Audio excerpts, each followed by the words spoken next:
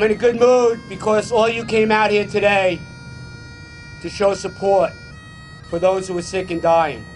I feel like plain and simple, I feel like I'm in a lot of pain.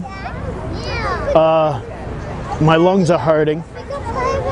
I got massive headaches going on. I can barely stand. And I just have no relief. Today's a bad day. My name's Keith LeBeau. I am a World Trade Center volunteer, rescue recovery worker. On 9/11/01, I happened to be down here in the area. I saw the first plane hit, and I did about 100 hours worth of search, rescue, and recovery on the pile itself. This is almost the exact same spot where I'm standing now that I took these two pictures. As you can see, the walkway still exists.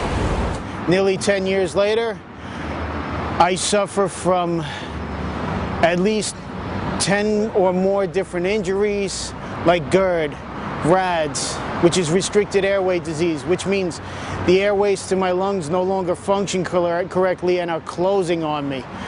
I have asthma. I have post-traumatic stress disorder.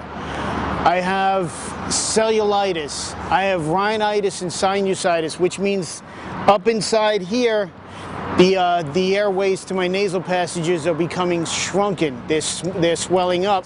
I have to take 46 different medications a day.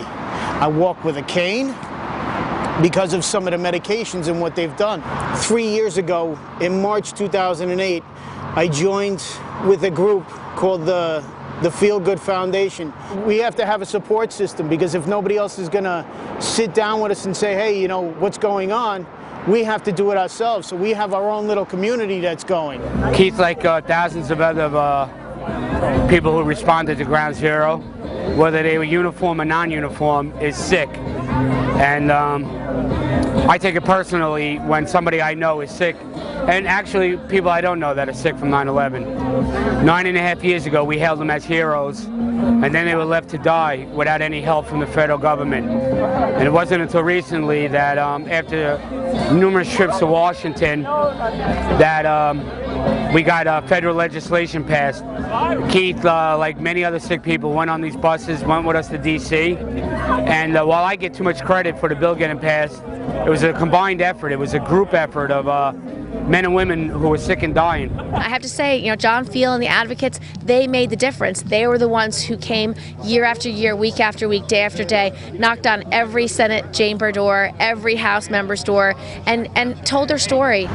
Now we're in the beginning stages where the Zadroga Act is in place, and now within the next few coming months, the health care will start officially for us.